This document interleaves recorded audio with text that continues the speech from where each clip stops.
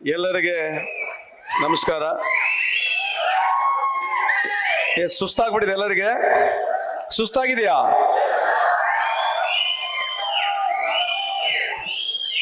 ಈ ಒಂದು ಸಮಾರಂಭದ ವೇದಿಕೆ ಮೇಲೆ ಆಸೀನರಾಗಿರ್ತಕ್ಕಂಥ, ಈಗ ತಾನೇ ನಮ್ಮನ್ನು ಉದ್ದೇಶಿಸಿ ಮಾತನಾಡಿರ್ತಕ್ಕಂಥ ಆತ್ಮೀಯರು, ನಮ್ಮ ಪಕ್ಷದ ಮುಖಂಡರು, ಮುತ್ಸದಿಯ ರಾಜಕಾರಣಿಗಳು ಹಾಗೂ ಆತ್ಮೀಯರಾಗಿರ್ತಕ್ಕಂಥ ಸಚಿವರಾಗಿರ್ತಕ್ಕಂಥ ಮುನಿಯಪ್ಪ ಸಾಹೇಬ್ರವರವರೇ, ಈ ಸಮಾರಂಭದ ಕೇಂದ್ರ ಬಿಂದು ಹಾಗೂ ಜಿಲ್ಲಾ ಉಸ್ತುವಾರಿ ಸಚಿವರು, ಆತ್ಮೀಯರು ಆಗಿರ್ತಕ್ಕಂಥ ಮಧು ಬಂಗಾರಪ್ಪನವರವರೇ, ಸ್ನೇಹಿತರು, ಜನಪ್ರಿಯ ಶಾಸಕರಾಗಿರ್ತಕ್ಕಂಥ ಗೋಪಾಲ್ ಕೃಷ್ಣರವರವರೇ, ಸೋದರಿ ಸಮಾನ ಅಕ್ಕನ ಸಮಾನ ಆಗಿರ್ತಕ್ಕಂಥ ವಿಧಾನ ಪರಿಷತ್ತಿನ ಸದಸ್ಯರಾಗಿರ್ತಕ್ಕಂಥ ಬಿಲ್ಕಿಸ್ ಭಾನುವರವರವರೇ, ಅಣ್ಣನ ಸಮಾನರು, ಜನಪ್ರಿಯ ಶಾಸಕರಾಗಿರ್ತಕ್ಕಂಥ ಭೀಮಣ್ಣ ನಾಯಕರವರವರೇ, ಸ್ನೇಹಿತರಾಗಿರ್ತಕ್ಕಂಥ ಮೈರೂಸ್ ಖಾನ್ರವ್ರೆ, ತಿಲಕಣ್ಣ ಅವರೇ, ಸುಜಾತ ಅವರೇ, ಡಿ ಸಿ ಆಗಿರ್ತಕ್ಕಂಥ ಗುರು ಅವರೇ, ಮಿಥುನ್ ರವರೇ, ನಾಗರಾಜ್ ಅವರೇ, ವೇದಿಕೆ ಮೇಲೆ ಆಸೀನರಾಗಿರ್ತಕ್ಕಂಥ ಎಲ್ಲ ಗಣ್ಯಮಾನ್ಯರೇ, ಇಲ್ಲಿ ಸೇರಿರ್ತಕ್ಕಂಥ ಎಲ್ಲ ಬಂಗಾರಪ್ಪ ಸಾಹೇಬ್ರ ಎಲ್ಲ ಅಭಿಮಾನಿಗಳೇ, ಪತ್ರಿಕಾ ಹಾಗೂ ಮಾಧ್ಯಮ ಸ್ನೇಹಿತರೆ, ಇವತ್ತು ನಾನು ಬಹಳ ಪುಣ್ಯನಂತ, ನಾನು ಬಹಳ ಲಕ್ಕಿ ಅಂತ ಈ ಸಂದರ್ಭಕ್ಕೆ ಕೇಳಲಿಕ್ಕೆ ಇಚ್ಛೆ ಬಯಸ್ತೇನೆ. ನಾನು 1994ನೇ ಇಸ್ವಿಲಿನ ರಾಜಕೀಯ ಪ್ರಾರಂಭ ಮಾಡಿ ಸುಮಾರು ಸತತವಾಗಿ 33 ವರ್ಷ ರಾಜಕಾರಣದಲ್ಲಿ ಇದ್ದೀನಿ. ನಾನು ಬಂಗಾರಪ್ಪ ಸಾಹೇಬರಿಗೆ ಯಾವತ್ತೂ ನೇರವಾಗಿ ಭೇಟಿ ಆಗಿಲ್ಲ, ಬಹಳ ಹತ್ತಿರದಿಂದ ನೋಡಿದ್ದೇನೆ. ಅವರ ಬಗ್ಗೆ ಹಲವಾರು ವಿಷಯಗಳನ್ನ ತಿಳ್ಕೊಂಡಿದ್ದೇನೆ. ಅವ್ರು ಮಾಡಿರ್ತಕ್ಕಂಥ ಕ್ರಾಂತಿಕರ ವಿಚಾರಗಳು, ಕಾರ್ಯಕ್ರಮಗಳು ತಮ್ಮ ಮುಂದೆ ಇವತ್ತು ಪ್ರಸ್ತುತವಾಗಿ ಇಲ್ಲಿದ್ದಾವೆ. ಆದ್ರೆ ಒಂದು ನಾನು ನಿಮಗೆ ಇಲ್ಲಿ ಹೇಳಿಕೆ ಏನು ಹೆಚ್ಚು ಬಯಸ್ತೇನೆ ಅಂತಂದ್ರೆ, ನೀವಿರ್ತಕ್ಕಂಥ ಈ ಜನತೆ, ಸೊರಬ ತಾಲೂಕದ ಜನತೆ, ವಿಶೇಷವಾಗಿ ಶಿವಮೊಗ್ಗದ ಜಿಲ್ಲೆಯ ಜನತೆಗೆ ಬಂಗಾರಪ್ಪರ ಸಾಹೇಬ್ರನ್ನಂತೂ ನಾವು ವಿಶೇಷವಾಗಿ 7 ಬಾರಿ ಶಾಸಕರಾಗಿ ಗೆಲ್ಲಿಸಿ, 4 ಬಾರಿ ಸಂಸದರು ಮಾಡಿದ್ದೀರಿ, 2 ಬಾರಿ ಸಚಿವರಾಗಲಿ ಕಾರಣರಾಗಿದ್ದೀರಿ. ಎಲ್ಲರಿಗಿಂತ ಮುಖ್ಯವಾಗಿ ಈ ರಾಜ್ಯದ ಮುಖ್ಯಮಂತ್ರಿ ಆಗ್ಲಿಕ್ಕೆ ಕಾರಣ ಆಗಿರ್ತಕ್ಕಂಥ ತಮಗೆ ನಾನು ಕೋಟಿ ಕೋಟಿ ಪ್ರಣಾಮಗಳು ಹೇಳಲಿಕ್ಕೆ ಇಚ್ಛೆ ಬಯಸ್ತೇನೆ. ಯಾಕಂತಂದ್ರೆ ಬಂಗಾರಪ್ಪ ಸಾಹೇಬರು ಕೇವಲ ಮಧು ಬಂಗಾರಪ್ಪರವರ ಕುಟುಂಬಕ್ಕೆ ಆಸ್ತಿ ಅಲ್ಲ. ಇವತ್ತು ಹೆಮ್ಮೆಯಿಂದ ಕೇಳಲಿಕ್ಕೆ ಇಚ್ಛೆ ಬಯಸ್ತೀನಿ, ಇಡೀ 7 ಕೋಟಿಯ ಕರ್ನಾಟಕ ರಾಜ್ಯ ಜನತೆ ಆಸ್ತಿ, ಇಡೀ ಭಾರತ ದೇಶದಲ್ಲಿ ಹಿಂದುಳಿದ ನಾಯಕನಾಗಿ ಇವತ್ತು ಎಕ್ಸಾಂಪಲ್ ಆಗಿದ್ರೆ ಬಂಗಾರಪ್ಪ ಸಾಹೇಬ್ರಂತ ಈ ಸಂದರ್ಭಕ್ಕೆ ಕೇಳಲಿಕ್ಕೆ ಇಚ್ಛೆ ಬಯಸ್ತೇನೆ. ನಾವು ಹಲವಾರು ವಿಚಾರ ಮಾತನಾಡಬಹುದು.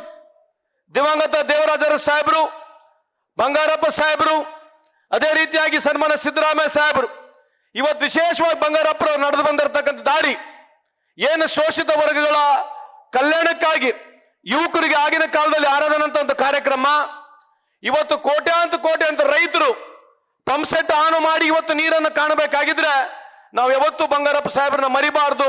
ಯಾವ ದೇವರಾಜರ ಸಾಹೇಬರು ಉಳವನ್ನು ಹೊಡೆಯ ಕಾರ್ಯಕ್ರಮವನ್ನು ಟೆನೆನ್ಸಿ ಆಕ್ಟ್ ಅನ್ನು ತಂದಿದ್ರು, ಅದನ್ನ ಮುಂದೆ ಒರೆಸಿ ಇವತ್ತು ರೈತರಿಗೆ ಇಡೀ ಕರ್ನಾಟಕ ರಾಜ್ಯದಲ್ಲಿ ಅನುಕೂಲ ಆಗ್ತಕ್ಕಂಥ ಕೆಲಸ ಮಾಡಿರ್ತಕ್ಕಂಥದ್ದು ಬಂಗಾರಪ್ಪ ಸಾಹೇಬರು ನಮಗೆಲ್ಲ ಗೊತ್ತಿದೆ. ನಾವ್ಯಾರು ಪರ್ಮನೆಂಟ್ ಆಗಿ ಉಳಿಯೋದಿಲ್ಲ ರಾಜಕಾರಣದಲ್ಲಿ. ಇವತ್ತು ಬಂಗಾರಪ್ಪ ಸಾಹೇಬರು ಇವತ್ತು ಯಾಕೆ ಇವತ್ತು ಪ್ರಸ್ತುತವಾಗಿ ಬಹಳ ಇಂಪಾರ್ಟೆಂಟ್ ಇದೆ ಅಂತಂದ್ರೆ, ಪತ್ರಿಕಾ ಮಾಧ್ಯಮ ಸ್ನೇಹಿತರಲ್ಲಿದ್ದೀರಿ, ಏನು ಸ್ವಾತಂತ್ರ್ಯ ಪೂರ್ವದಲ್ಲಿ ಈ ದೇಶದಲ್ಲಿ ಕೇವಲ 20-25% ಮಾತ್ರ ಲಿಟ್ರಸಿ ಇತ್ತು. 20-25% ಲಿಟ್ರಸಿ ಇರ್ತಕ್ಕಂಥ ಈ ದೇಶದಲ್ಲಿ, ಈ ರಾಜ್ಯದಲ್ಲಿ ಬಹಳಷ್ಟು ಸ್ಟಾರ್ ವರ್ಲ್ಡ್ಗಳನ್ನ ನಾವು ಕಂಡಿದ್ದೇವೆ. ಆದ್ರೆ ದುಃಖದ ಸಂಗತಿ ಏನಂತಂದ್ರೆ, ಇವತ್ತು ಸುಮಾರು 74-75% ಈ ದೇಶದ ಲಿಟ್ರಸಿ ಇದೆ. ಆದ್ರೆ ಇವತ್ತು ಪಾರ್ಲಿಮೆಂಟ್ ನಲ್ಲಿ, ಅಸೆಂಬ್ಲಿಯಲ್ಲಿ ಬೆಲ್ಲಣಿಕೆಯಾಗಿ ಇವತ್ತು ಸ್ಟಾರ್ ವರ್ಲ್ಡ್ಸ್ ನೋಡ್ತಕ್ಕಂಥ ಸಂದರ್ಭದಲ್ಲಿ ನಾವಿದೀವಿ. ಅದಕ್ಕೆ ಇವತ್ತು 93ನೇ ಬಂಗಾರಪ್ಪ ಸಾಹೇಬರ ಹುಟ್ಟುಹಬ್ಬ ನಾವೇನು ಆಚರಣೆ ಮಾಡ್ತಾ ಇದೀವಿ. ಇವತ್ತು ವಿಶೇಷವಾಗಿ ಮಧು ಬಂಗಾರಪ್ಪನವರು ಇವತ್ತು ನಾನು ಹೇಳಿದ್ರು, ನೀವು ಬರಬೇಕು, ನಮ್ಮ ಅಪ್ಪಾಜಿ ಅವರ ಸಮಾಧಿ ಇದೆ, ತಾವು ಬರ್ಬೇಕಂತ ಹೇಳಿದ್ರು. ನನಗೆ ಪರಿಕಲ್ಪನೆ ಆಗ್ಲಿ, ಈ ತರ ಕಲ್ಪನೆ ಇರಲಿಲ್ಲ, ಈ ರೀತಿಯಾಗಿ ಮಾಡಿರ್ತಾರೆ ಅಂತ ಹೇಳಿ ಇವತ್ತು ನಮ್ಮೆಲ್ಲರ ಪರವಾಗಿ ನಾನು ಕೂಡ ಒಬ್ಬ ಬಂಗಾರಪ್ಪರ ಅಭಿಮಾನಿಯಾಗಿ ಇಲ್ಲಿ ಬಂದಿರತಕ್ಕಂಥದ್ದು. ನೀವು ಇವತ್ತು ನಿಮ್ಮ ತಂದೆ ತಾಯಿಗೆ ಏನು ಮಾಡಿದಿರಿ, ಇಡೀ ಕರ್ನಾಟಕದ ಜನ ಯುವಕರು ಅದನ್ನು ನೋಡಿ ಆಗಿ ಕಲಿಬೇಕು ಅಂತ ಒಂದು ಕೆಲಸ ತಾವು ಮಾಡಿದಿರಿ ಅಂತ ಈ ಸಂದರ್ಭ ಕೇಳಲಿಕ್ಕೆ ಇಚ್ಛೆ ಬಯಸ್ತೇನೆ. ಯಾವತ್ತು ಮಧು ಅವರು ಬಹಳ ಅವ್ರ ತಂದೆ ವಿಚಾರದಲ್ಲಿ ಬಹಳ ಎಮೋಷನಲ್ ಆಗಿ ಅವ್ರು ಮಾತನಾಡ್ತಾರೆ. ನಾವ್ ಹೇಳ್ತಾ ಇದ್ವಿ ನೀವು ಮಾತಾಡಿ ಅಂತ ಹೇಳಿ. ಅವರು ಅದು ಏನು ಒಂದು ವಿಡಿಯೋವನ್ನು ತೋರಿಸಿದ್ರು. ಇವತ್ತೇನು ಆರ್ಟಿಫಿಷಿಯಲ್ ಇಂಟೆಲಿಜೆನ್ಸ್ ಅಂತ ಏನು ಯೂಸ್ ಮಾಡಿ ಇವತ್ತು ಆ ವಿಡಿಯೋವನ್ನು ಮಾಡಿದ್ದಾರೆ, ಗ್ರಾಫಿಕ್ ಡಿಸೈನ್ ಮುಖಾಂತರ ಮಾಡಿದ್ದಾರೆ. ನಿಜಕ್ಕೂ ನಾವೊಂದು 5 ನಿಮಿಷ ಅಲ್ಲಿ ನೋಡ್ತಕ್ಕಂಥ ಸಂದರ್ಭದಲ್ಲಿ ಬಂಗಾರಪ್ಪರನ್ನ ನಾವು ನೇರವಾಗಿ ಭೇಟಿ ಮಾಡತಕ್ಕಂಥ ಒಂದು ಅವಕಾಶ ಕೂಡ ತಾವು ಈ ಟೆಕ್ನಾಲಜಿ ಮುಖಾಂತರ ನಮಗೆ ತಲುಪಿಸ್ಕೊಟ್ಟಿದ್ರೆ ಅಂತ ಈ ಸಂದರ್ಭ ಕೇಳಲಿಕ್ಕೆ ಇಚ್ಛೆ ಬಯಸ್ತೀನಿ. ಏನ್ ಹೇಳ್ಬೋದು ಬಂಗಾರಪ್ಪ ಸಾಹೇಬ್ರ ಬಗ್ಗೆ? ಇವತ್ತಿನ ರಾಜಕೀಯ ವ್ಯವಸ್ಥೆಯಲ್ಲಿ ಇವತ್ತು ಬಂಗಾರಪ್ಪನವರು, ದೇವರಾಜ ಅರಸ್ನವರು, ಶ್ರೀಮಾನ್ ಸಿದ್ದರಾಮಯ್ಯನವರು ಯಾಕೆ ಬಹಳ ಇಂಪಾರ್ಟೆಂಟ್ ಅಂತಂದ್ರೆ ಶೋಷಿತ ವರ್ಗಗಳ ಬಗ್ಗೆ. ನಾನು ಬಂಗಾರಪ್ಪನವರು ಇಲ್ಲೇ, ಮಧು ಬಂಗಾರಪ್ಪನವರು ಇಲ್ಲೇ ಇದ್ದಾರೆ. ಮುಂದೆ ಬರ್ತಕ್ಕಂಥ ದಿನಗಳಲ್ಲಿ ಮುನೇಫ್ ಸಾಹೇಬ್ರೆ 75% ರಿಸರ್ವೇಷನ್ಗಳಾಗಬೇಕು ಹಿಂದುಳಿದ ವರ್ಗಗಳಿಗೆ ಅಂತಕ್ಕಂಥ ಒತ್ತಡ ಈ ವೇದಿಕೆ ಮುಖಾಂತರ ಮಾಡ್ತಾ ಇದೀನಿ ಅಂತ ಈ ಸಂದರ್ಭ ಕೇಳಲಿಕ್ಕೆ ಇಚ್ಛೆ ಬಯಸ್ತೀನಿ. ಯಾಕೆ ಹೇಳ್ತಾ ಇದೀವಿ ಅಂತಂದ್ರೆ, ಈ ವೇದಿಕೆ ಯಾಕೆ ಸೂಕ್ತ ಅಂತಂದ್ರೆ, ಬಂಗಾರಪ್ಪನವ್ರು ಯಾವತ್ತು ಶೋಷಿತ ವರ್ಗಗಳು, ಅಹಿಂದ ವರ್ಗಗಳು ಜನರಿಗೆ ಅನುಕೂಲ ಆಗ್ಬೇಕಂತ ಹೇಳಿ ಹೋರಾಟ ಮಾಡಿರ್ತಕ್ಕಂಥದ್ದು. ಅದೇ ರೀತಿಯಾಗಿ ಇವತ್ತು ಸನ್ಮಾನ್ಯ ಮುಖ್ಯಮಂತ್ರಿ ಆಗಿರ್ತಕ್ಕಂಥ ಸಿದ್ದರಾಮಯ್ಯ ಸಾಹೇಬರು ಮೊನ್ನೆ ತಾನೇ ನಮ್ಮ ಶೈಕ್ಷಣಿಕವಾಗಿ, ಆರ್ಥಿಕವಾಗಿ ಏನು ನಮ್ಮ ಈ ಒಂದು ಸರ್ವೆ ನಡೀತಾ ಇದೆ, ಆ ಸರ್ವೆ ಮುಗಿಲಿಕ್ಕೆ ಬಂದಿದೆ. ಇವತ್ತು ತಮಿಳುನಾಡಿನಲ್ಲಿ ಸುಮಾರು 7ನೇ ಅಮೆಂಡ್ಮೆಂಟ್ 9ನೇ ಅಮೆಂಡ್ಮೆಂಟ್ ತಂದು 69% ರಿಸರ್ವೇಷನ್ ತಮಿಳುನಾಡಿನಲ್ಲಿದೆ. ಇವತ್ತು ವೇದಿಕೆ ಮುಖಾಂತರ ಸನ್ಮಾನ್ಯ ಮುಖ್ಯಮಂತ್ರಿ ಅವರಿಗೆ, ಸರ್ಕಾರಕ್ಕೆ ಒತ್ತಡವನ್ನು ಮಾಡ್ತಾ ಇದ್ದೀವಿ. ಕರ್ನಾಟಕ ರಾಜ್ಯದಲ್ಲಿ ಎಲ್ಲರಿಗೆ ರಿಸರ್ವೇಷನ್ ಆಗಬೇಕು, ಎಲ್ಲರಿಗೆ ಸಮಬಾಳು ಸಮಪಾಲು ಆಗಬೇಕು. ಅವರವರ ಜಾತಿ ಅನುಗುಣವಾಗಿ ಅವರಿಗೆ ರಿಸರ್ವೇಷನ್ ಸಿಗಬೇಕಾಗಿದ್ರೆ ಮನವಿದೆ. ಸುಮಾರು 75% ಅಷ್ಟು ರಿಸರ್ವೇಷನ್ ಮುಂದೆ ಬರ್ತಕ್ಕಂಥ ಮಾಡಬೇಕು. ಇದು ಯಾವುದು ಕಾಟಾಚಾರಕ್ಕಲ್ಲ, ಸುಪ್ರೀಂ ಕೋರ್ಟಿನ ಆದೇಶ ಇದೆ. ನೀವು ರಿಸರ್ವೇಷನ್ ಮಾಡಬೇಕಾಗಿದ್ರೆ ಎಂಫ್ರಿಕಲ್ ಡಾಟಾ ತಗೊಂಡು ಬರ್ಬೇಕಂತ ಒಂದು ಆದೇಶ ಇದೆ. ಇವತ್ತು ಇಡೀ ಭಾರತ ದೇಶದಲ್ಲಿ ಸಿಸ್ಟಮೆಟಿಕ್ ಆಗಿ ಸರ್ವೆ ಮಾಡಿ ಎಂಫ್ರಿಕಲ್ ಡಾಟಾ ಇರ್ತಕ್ಕಂಥದ್ದು ಯಾವುದೇ ರಾಜ್ಯ ಇದ್ರೆ ಅದು ಹೆಮ್ಮೆಯಿಂದ ನಮ್ಮ ಕರ್ನಾಟಕ ರಾಜ್ಯ ಅಂತ ಈ ಸಂದರ್ಭ ಕೇಳಲಿಕ್ಕೆ ಇಚ್ಛೆ ಬಯಸ್ತೇನೆ. ಅದಕ್ಕಾಗಿ ನೀವು ಬಂಗಾರಪ್ಪರ ಅನುಯಾಯಿಗಳು ನಾವಲ್ಲಿ ಏನು ಸೇರಿದೀವಿ, ಬಂಗಾರಪ್ಪರ ಸಾಹೇಬ್ರ ಏನು ಉದ್ದೇಶ ಇತ್ತು, ಇವತ್ತು ಮಧು ಬಂಗಾರಪ್ಪ ಅವರ ವೇದಿಕೆ ಮುಖಾಂತರ ಮಾಡಿರ್ತಕ್ಕಂಥ ವೇದಿಕೆ ಮುಖಾಂತರ ಸರ್ಕಾರಕ್ಕೆ ಮನವಿಯನ್ನು ಮಾಡ್ತಾ ಇದ್ದೀನಿ. ಮುಂದೆ ಬರ್ತಕ್ಕಂಥ ದಿನಗಳಲ್ಲಿ ಬಂಗಾರಪ್ಪರನ್ನ ಕನಸು ನಡೆಸಬೇಕಾಗಿದ್ರೆ 75% ಹಿಂದುಳಿದ ವರ್ಗಗಳಿಗೆ, ಎಲ್ಲಾ ಜಾತಿ ಸಮುದಾಯಗಳಿಗೆ ಅನುಕೂಲ ಆಗಬೇಕಾಗಿದ್ರೆ 75% ರಿಸರ್ವೇಷನ್ ಕೊಡಬೇಕಂತ ತಮ್ಮಲ್ಲಿ ಮನವಿಯನ್ನು ಮಾಡ್ಕೊಳ್ತೇನೆ.